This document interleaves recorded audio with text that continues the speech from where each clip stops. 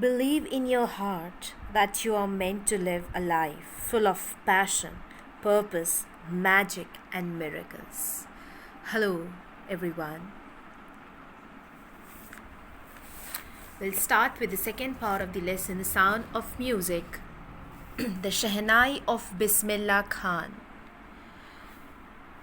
The Shehnai of Bismillah Khan, as you can see the name of the lesson, this part is all about the life story of Bismillah Khan, where he was born, how he earned his name, how he brought Shehnai onto the classical stage, how much hard work he had put in to become what he was known as, the greatest Shehnai player.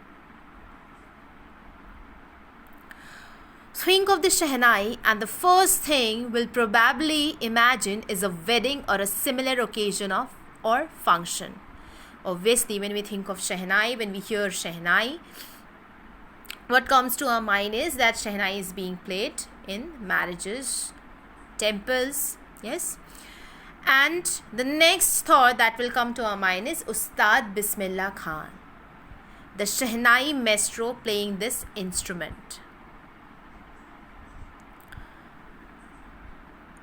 Emperor Aurangzeb banned the playing of a musical instrument called pungi in the royal residence, for it had a shrill, unpleasant sound. You will get to know how Shehnai came into existence.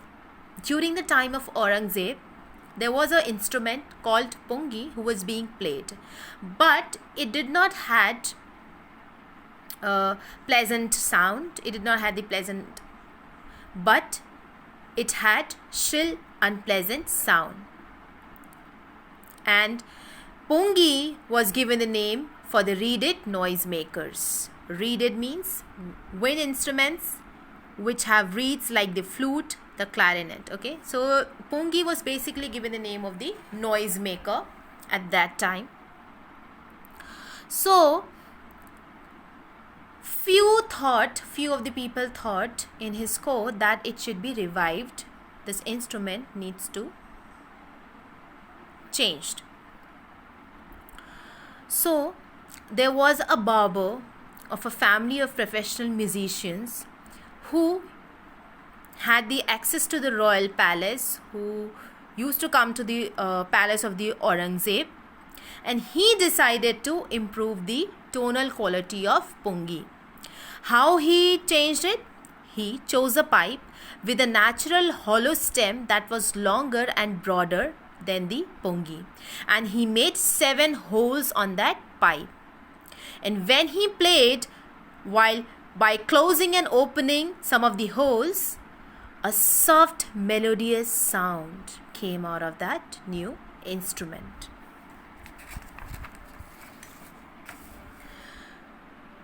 He played the instrument before royalty, and everyone was impressed to hear the melodious sound. The instrument, so different from the pungi, had to be given a new name. And then it was named Shehnai. How? Because it was played in the Shah's chambers and was played by a nai, that is barber. So the instrument was named the Shehnai. Sheh, that came from Shah's chambers, and nai, that is barber, and how Shehnai came into existence. You can see the picture, the clear picture of pungi and Shehnai here. You can see the difference. The Shehnai, the sound of the Shehnai, it is considered to be the auspicious, very auspicious. So it is played in wedding, in temples. And then when Shehnai came into existence, Shehnai became the part of the Naubat, or traditional ensemble of 9 instruments found at royal courts. So it is given a place and a part of Naubat. What is Naubat? Naubat is traditional assemble of 9 instruments found at royal courts. Even today also, Shehnai is being played in the temples, weddings, and whole credit goes to Ustad Bismillah Khan ji for bringing Shehnai onto the classical stage, for making it famous worldwide. Bismillah Khan was born in Dumrao in Bihar. There, as a 5-year-old, he would play gilli danda with his friends and would regularly go to Biharji temple to sing Bhojpuri Chaita. And after singing, he would get 1.25 kgs of laddu as a prize by a local Maharaj. Bhojpuri Chaita here. And he would get 1.25 kgs of prize as a prize by local Maharaj.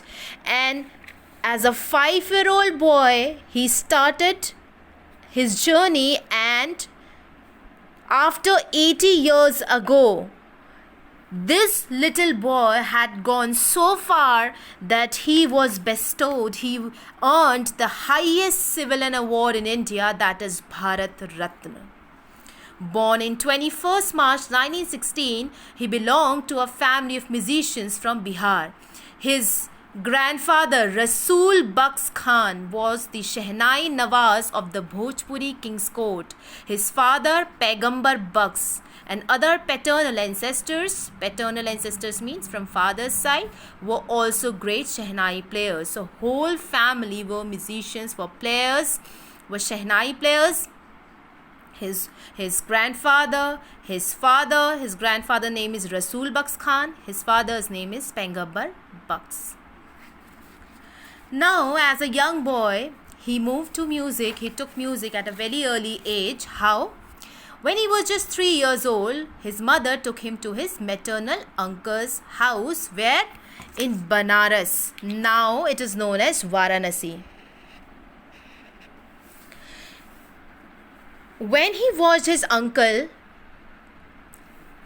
what was his uncle name? Ali Bux. When he saw his uncle playing Shehnai, actually his uncle was employed there in the Vishnu temple of Banaras to play Shehnai. He was employed to play Shehnai there, and he watched his uncle. When he watched his uncle, he would feel so captivated. He would be moved on with the music, with the flow of the sound produced by the Shehnai, that he started developing that interest of playing Shehnai, and he would sit hours and hours looking at his uncle. And then slowly, soon he started getting the lessons from his uncle. And then for years to come, the temple, the two places he would sit and play Shehnai was the temple of Balaji and Mangla Maiya, and the banks of Ganga. He became the young apprentice favorite haunts where he could practice in solitude. Solitude means alone. The state or situation of being alone. So these were the two places, the temple of Balaji and Mangla Maiya, and the banks of the Ganga became his favorite place, where he would sit for hours and hours and play Shehnai and improvise and invent rags that were earlier considered to be beyond the range of the Shehnai. When he started Shehnai, when he played Shehnai, he would try his best to improvise and invent new rags, and that was considered to be beyond the range of Shehnai, but not beyond the range of Ustad Bismillah Khan ji.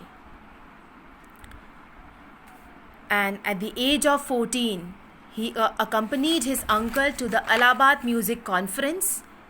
There he met Ustad Fayaz Khan ji. He himself was a Shehnai player. When he saw this little 14-year young boy, Mr. Bismillah Khan, He said, work hard and you shall make it. He saw, Fayaz Khan ji saw a good future of Bismillah Khan in Shehnai when he heard Bismillah Khan play Shehnai in the conference. And then 1938, Bismillah Khan got his first opportunity with the opening of the All India Radio in Lucknow. He got his biggest break. And then he became an often heard Shehnai player on radio. He would soon be heard in the radio. And on 15th August 1947, when India gained independence, he became the first Indian to greet the nation with his Shehnai. And what he played? He played his heart out into Rag Kafi.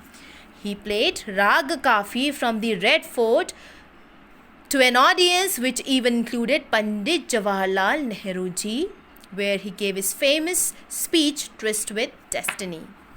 So, now you get to know that he was the first Indian to greet the nation with his Shehnai after India gained independence in 1947.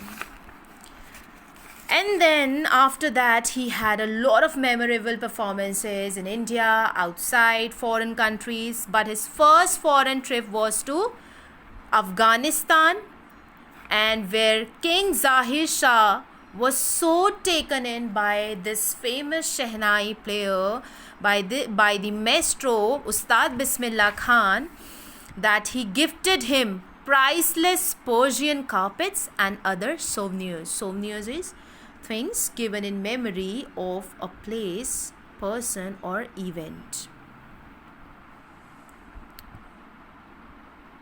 Then that time film director Vijay Bhatt, he was so impressed with Ustad Bismillah Khan and his Shehnai that he named a film Goonj Uthi Shehnai, here Goonj Uthi Shehnai, after the instrument only. And Bismillah Khan's one of the famous composition, Dil Ka Khilona Hai To Toot Gaya, it became a nationwide chart buster.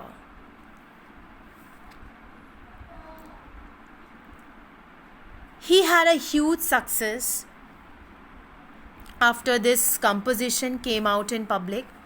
But despite this huge success, in this celluloid world, means old-fashioned way of referring to films, in this film world, he couldn't find peace, he couldn't find reality. He found everything very artificial.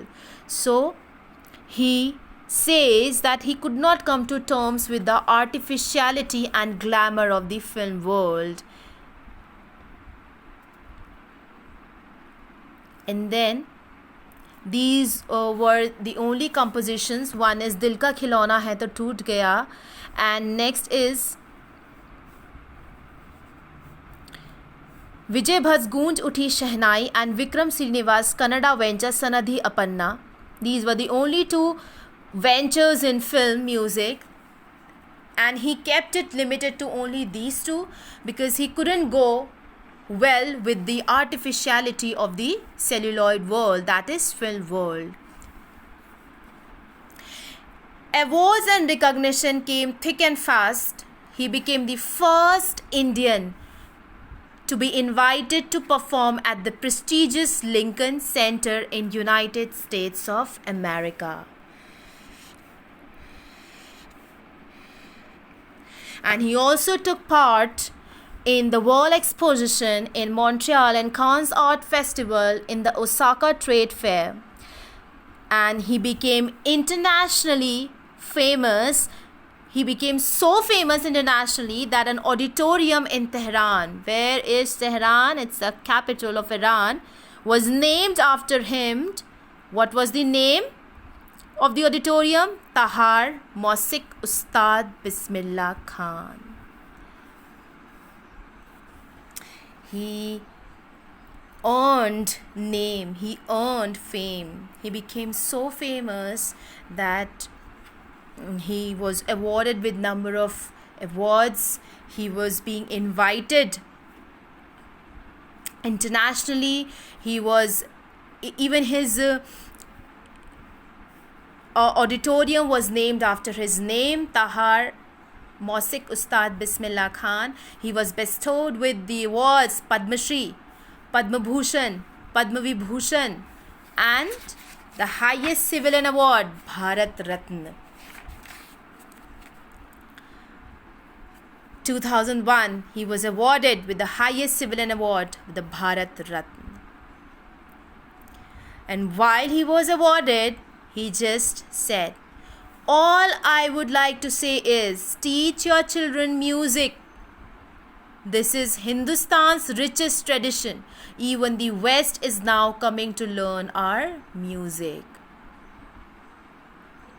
So he had encouraged all the audience sitting there when he was awarded this Bharat Ratna. He said he encouraged all the parents, all the people, even the children there. He said that children must be taught music, because what is music? Music is the Hindustan's richest tradition, and even the Western people, even the outside countries are coming to India to learn our music, to learn our classical music, to learn our Hindu tradition, our culture, our heritage. He had traveled all over the world, but there were only two places that he was fond of. One is Banaras and other is Jumrao. When he went in US for a performance, one of his students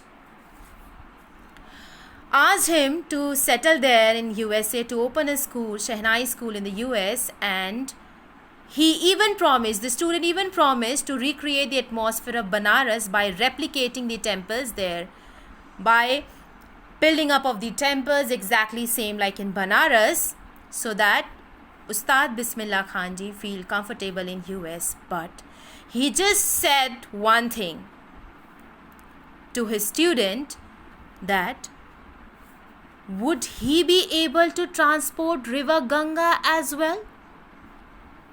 He just had to say this because his favorite spot, his favorite haunt was, like you have seen here, the temple of Balaji and Mangla Maiya and the banks of river Ganga. The flowing waters of Ganga inspired him to improvise and invent rags. This was the place where he got an inspiration. The flowing waters of Ganga inspired him to improvise, to invent. So he asked his student whether he would be able to transport river Ganga as well in the US, and his student had nothing to say.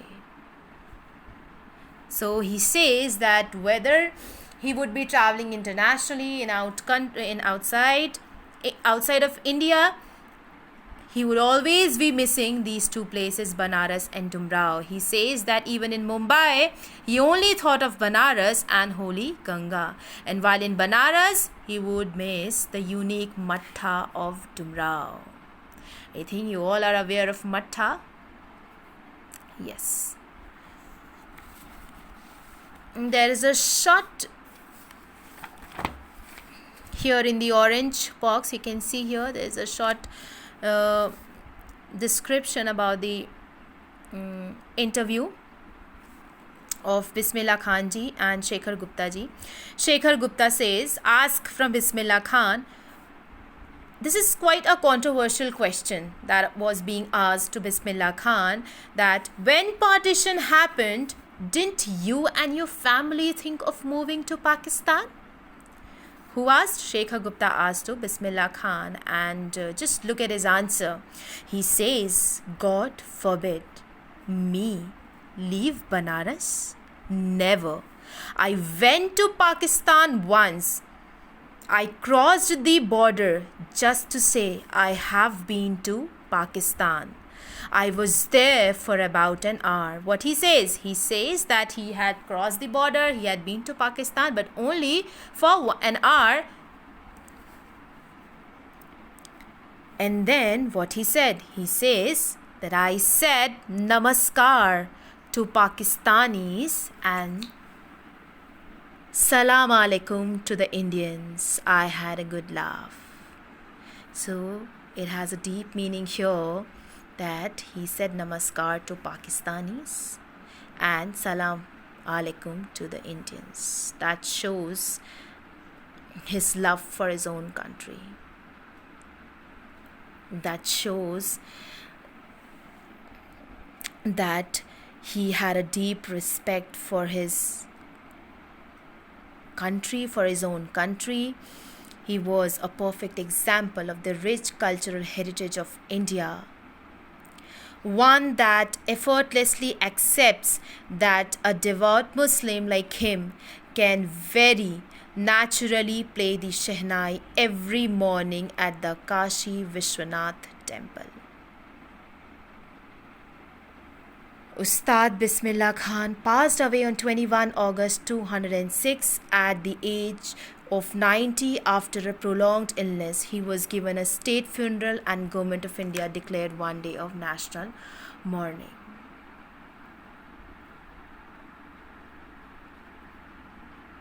So this was all about the second part, The Sound of Music, Bismillah Khan ji, Ustad Bismillah Khan.